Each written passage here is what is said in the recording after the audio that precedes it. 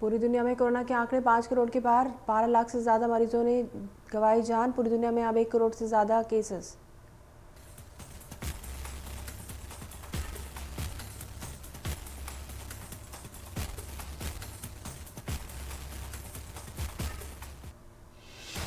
America में corona ने जमकर मचाई तबाही, कुल मरीजों की संख्या 1 करोड़ के पार।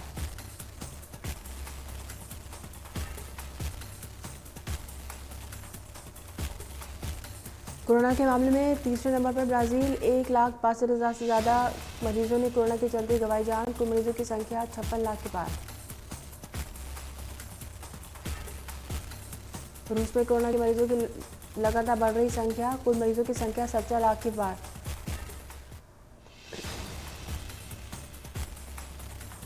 चौबीस घंटे में देश में 46,000 से ज़्यादा केस, 490 की मौत, 85 लाख से ज़्यादा टोटल केस, 5 लाख से ज़्यादा एक्टिव केस। महाराष्ट्र में कोरोना से एक दिन में हुई 125 की मौत, कुल मौत का आंकड़ा 45,000 से ज़्यादा।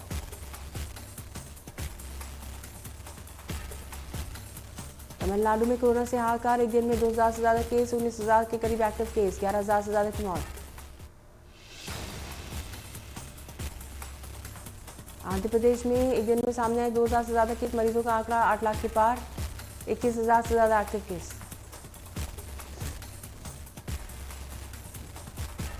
उत्तर प्रदेश में कोरोना से लोगों का बुरा हाल, एक दिन में 2,000 से ज़्यादा केस, 4 लाख से ज़्यादा मरीज ठीक, 23,000 से ज़्यादा एक्टिव केस।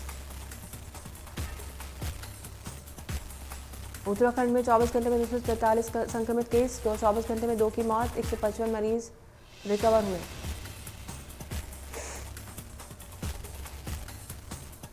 राजस्थान में 16,000 से ज़्यादा एक्टिव केस, 1,000 से ज़्यादा नए केस सामने आए, मरीजों का आंकड़ा 2 लाख के पार। दिल्ली में लगातार बढ़ रहा कोरोना, 24 घंटे में 7,000 से ज़्यादा केस, 77 लोगों की हुई मौत। हरियाणा में कोरोना के 2,000 से ज़्यादा केस, 15 की मौत, प्रदेश में कोरोना का आंकड़ा 1,82,000 के पार। हरियाणा में 16,000 से ज़्यादा एक्टिव केस, 24 घंटे में 1,630 रिकवर, अब तक प्रदेश में 1,64,000 से ज़्यादा रिकवर। पंजाब में एक बार फिर कोरोना का कहर कमजोर होता हुआ नजर आ रहा है, पिछले 24 घंटे में 487 नए मामले सामने आए।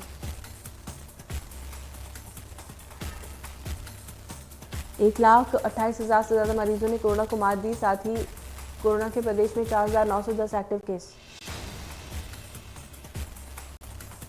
हिमाचल प्रदेश में कोरोना के मामले बढ़े, पिछले 24 घंटे में 674 मामले सामने आए। हिमाचल प्रदेश में संक्रमितों का आंकड़ा 25,000 के पार, 371 मरीजों ने जान गंवाई।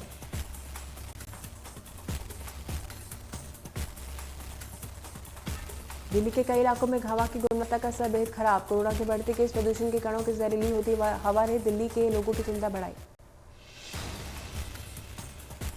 दिल्ली एनसीआर में स्मॉग की वजह से विजिबिलिटी काफ़ी कम हुई, कई इलाकों में हवा की गुणवत्ता खराब, जबकि कुछ इलाकों में हवा का स्तर बेहद खराब।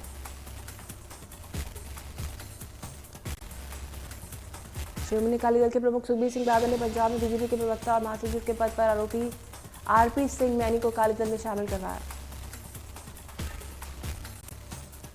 सुखबीर सिंह बादल ने इस मौके पर अमृतसर में एक विकास कार्य न करवाने को लेकर पंजाब सरकार पर निशाना साधा।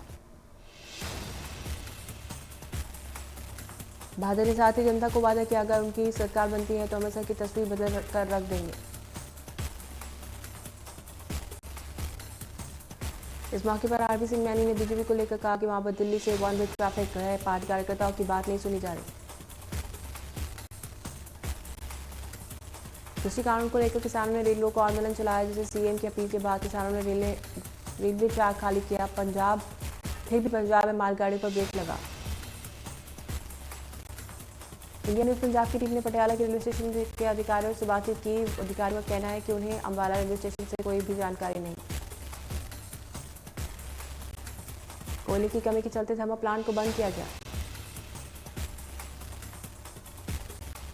संगरूर में किसानों को रेलवे ट्रैक खाली किया गया और अब किसान रेलवे स्टेशन की पार्किंग पर धरना दे रहे हैं। किसानों ने संगरूर टोल प्लाजा बीजेपी नेताओं के घरों का घेराव करते प्रदर्शन किया और जमकर नारेबाजी की। किसानों के आंदोलन के चलते मालगाड़ियां नहीं चल पा रही थी, जिसके कारण प्रदेश में कोयला, यूरिया और जरूरी चीजें नहीं आ पा रही।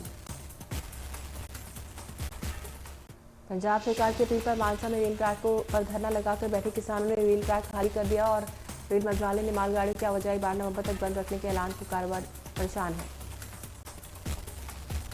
परेशान कारोबारी ने केंद्र सरकार पंजाब सरकार से मांग करते हुए कहा कि दोनों अपने मतभेद भुलाकर मालगाड़ियों को चलाने की अपील की। किसानों ने रेल आवाजाही में कोई समस्या उत्पन्न करने से इनकार कर रहे हैं, लेकिन किसानों का कहना है कि जब तक केंद्र सरकार कृषि कानून को रद्द नहीं करती तब तक प्रदर्शन जारी रहेगा। मानसा में किसानों ने बीजेपी नेता के घरों के बाहर धरना दिया, लेकिन इस दौरान पुलिस ने प्रदर्शनकारी किसानों को बैरिकेड लगाकर रोकने की कोशिश की, लेकिन किसानों ने बैरिकेडिंग तोड़कर प्रदर्शन किया। किसानों का कहना है कि जब तक केंद्र सरकार कानून को रद्द नहीं करती तब तक प्रदर्शन जारी रहेगा।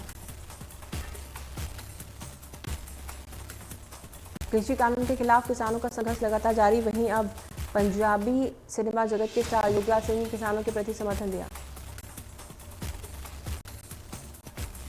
पठानकोट अमृतसर राष्ट्रीय मार्ग लदपालवा टोल प्लाजा पर रविवार को किसानों के साथ धरने पर शामिल हुए ताकि किसानों की इस लड़ाई में अपना सहयोग दे सके। अकाली दल के वरिष्ठ नेता प्रेम सिंह चंदूमाजरा ने केंद्र सरकार पर गंभीर आरोप लगाते हुए कहा कि केंद्र पंजाबियों के साथ अन्याय कर रहा है।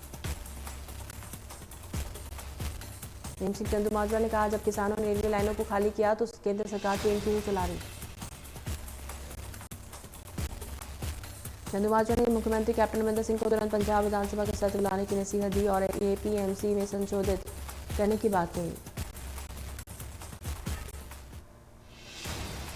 किसानों के हक के लिए और पोस्ट मैट्रिक घोटाले पर आज अकाली दल फगवाड़ा चंडीगढ़ बाईपास पर रैली करेगा, जिसमें अकाली दल के प्रधान सुखबीर सिंह बादल विशेष रूप में पहुंचेंगे। लहरागागा में जरूरतमंदों की मदद के लिए समाज सेवी धार्मिक संस्था श्री विशाल दुर्गा संकीर्तन मंडल और गाय गरीब सेवा सोसाइटी में जरूरतमंदों की मदद के लिए कॉम्प्लेक्स बनाया।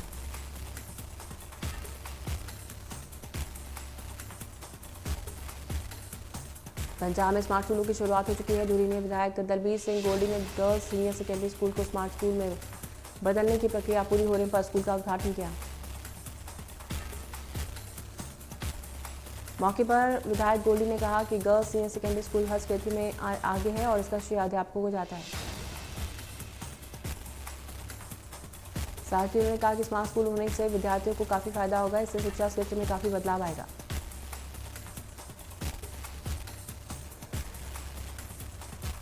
चालीस सालों बाद होशियारपुर के वार्ड नंबर 16 में विधायक और कैबिनेट मंत्री सुंदर श्याम अरोड़ा ने इस मोहल्ले का विकास किया। इस वार्ड में पानी, सीवरेज, गलियों और सड़कों के विकास का काम शुरू करवाया गया। विकास कार्य शुरू होने से मोहल्ला निवासियों में खुशी की लहर। आपको बता दें कि बड़े शहर इलाके के लोग पिछले 40 सालों से वनवासियों की तरह रह रहे हैं और यहाँ लोग विकास के लिए तरस रहे थे, लेकिन अब लोग कैबिनेट मंत्री सुंदर श्याम अरोड़ा का धन्यवाद कर रहे हैं।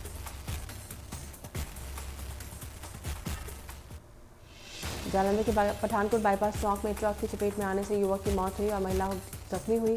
पुलिस ने ट्रक चालक को गिरफ्तार कर आगे की कार्रवाई शुरू की। लुधियाना के राजगढ़ गांव के पास जोराम में अवैध माइनिंग का मामला सामने आया। पुलिस प्रशासन इससे बेखबर।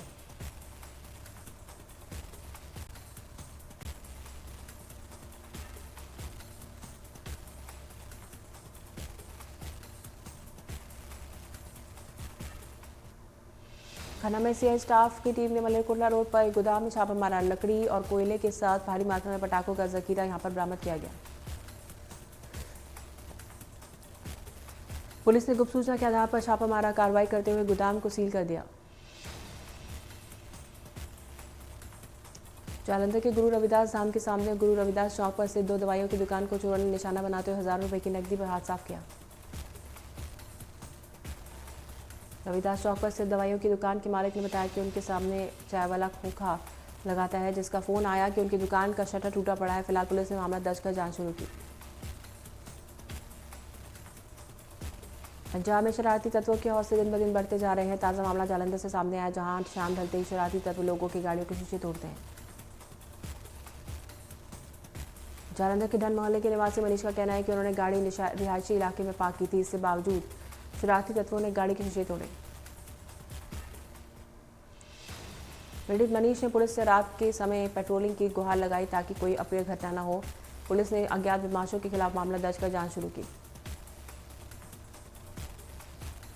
फिरोजपुर में एक कलयुगी पिता ने 3 साल की मासूम के साथ दुष्कर्म कर इंसानियत को शर्मसार किया। गंभीर हालत में मासूम का इलाज अस्पताल में चल रहा है। पुलिस ने मामला दर्ज कर जांच शुरू की।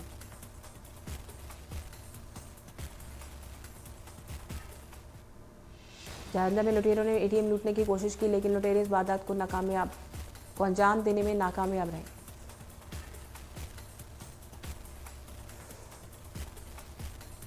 मुख्यमंत्री जयराम ठाकुर ने दिल्ली का दौरा किया, जहां उन्होंने अपने दौरे के दौरान रेल मंत्री पीयूष गोयल से मुलाकात की। इस मौके पर सीएम ने रेल मंत्री से भानुपल्ली बिलासपुर रेलवे लाइन के लिए 100% केंद्रीय निधि प्रदान करने का आग्रह किया।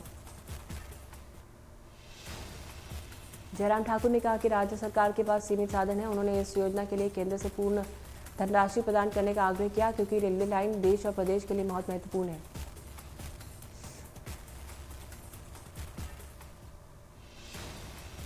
खाद्य आपूर्ति मंत्री राजेंद्र गर्ग बड़सर के रोहालरी में जनमंच कार्यक्रम में हिस्सा लेने पहुंचे, जहां उन्होंने बताया कि हिमाचल प्रदेश में फर्जी बीपीएल धारकों को सूचियों से बाहर करने के लिए काम किया जा रहा है।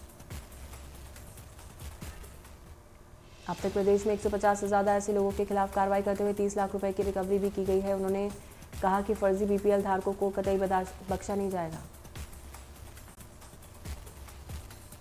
कांग्रेस के द्वारा दिवाली के मौके पर 100 ग्राम चीनी दिए जाने के बयानों पर कहा गया कि 100 ग्राम प्रति व्यक्ति चीनी का कोटा दिया जा रहा है, लेकिन कांग्रेस इस मामले में जनता को गुमराह कर रही है। हिमाचल प्रदेश विश्वविद्यालय में दंतवत ठेंगड़ी जन्म शताब्दी वर्ष का समापन समारोह आयोजित किया गया, जिसमें राज्यपाल बंडारू दत्तात्रेय ने मुख्य अतिथि के रूप में शिरकत की। दत्तोपंत ठेंगड़ी ने स्वदेशी उत्पादों को बढ़ावा देने और मजदूरों के हितों में बचाने के लिए महत्वपूर्ण योगदान दिया। राज्यपाल बंडारू दत्तात्रेय ने कहा कि ठेंगड़ी मजदूरों को सच्चे हितैषी थे और राज्यपाल ने कहा कि ठेंगड़ी काफी दूरदर्शी और गहन चिंतक थे। उनके बताए रास्ते पर चलने की आज आवश्यकता है।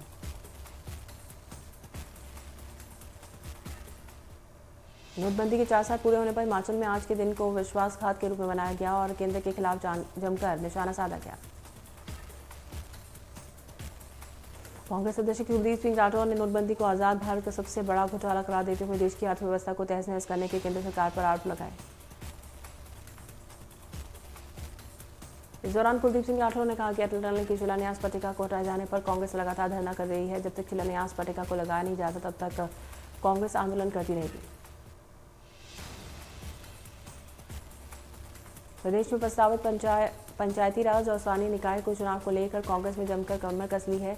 इसी के तहत रविवार को कांग्रेस भवन नाहन में ब्लॉक कांग्रेस कमेटी की बैठक का आयोजन हुआ। बैठक की अध्यक्षता पंचायती राज चुनाव के लिए नाहन विधानसभा क्षेत्र हेतु तैनात किए गए प्रभारी एवं जिला परिषद अध्यक्ष दिलीप चौहान ने की। बैठक में कांग्रेस ने हुंकार भरते हुए पंचायती राज चुनाव में बीजेपी का डटकर सामना करने का बात कही। प्रदेश के स्वास्थ्य मंत्री राजीव सैजल ने रामपुर का दौरा किया। कोरोना से जीतने के लिए प्रदेश व्यापी जागरूक अभियान चलाया। डॉक्टर राजीव सैजल ने लोगों से कोरोना के नियमों को पालन करने की अपील की। इसी मौके पर बीजेपी कार्यकर्ताओं ने स्वास्थ्य मंत्री को आम जनता की समस्याओं से अवगत कराया।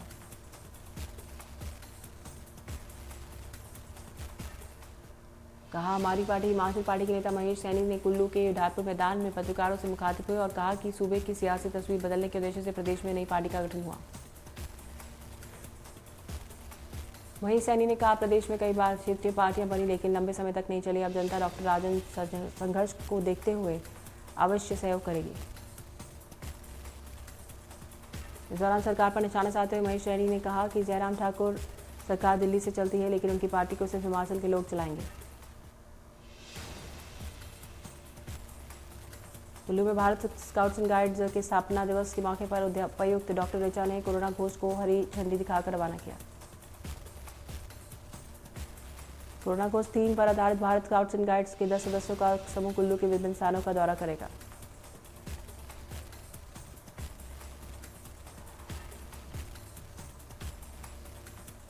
कुल्लू में इससे पहले भी कोरोना महामारी को लेकर जागरूकता वाहन अभियान चला चुके हैं। कोरोना के साय में जिंदगी धीरे धीरे पटरी पर लौट रही है। करीब 8 महीने के बाद प्रदेश में फिर से जनमंच का आयोजन किया गया। लंबे अंतराल के बाद रविवार को सिरमौर के रेणुका विधानसभा क्षेत्र के कोराग में जनमंच का आयोजन हुआ। कार्यक्रम का आयोजन प्रदेश के ऊर्जा मंत्री सुखराम चौधरी की अध्यक्षता में किया गया।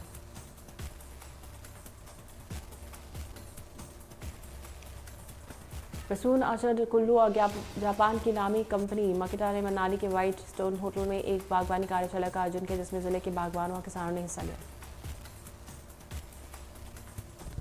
प्रसून आर्चर्ड कुल्लू के एमडी प्रसून शर्मा ने बताया कि माकिटा कंपनी के हाई टेक्नोलॉजी की मशीनों से बागवानों को काम करने में और सुविधा मिलेगी।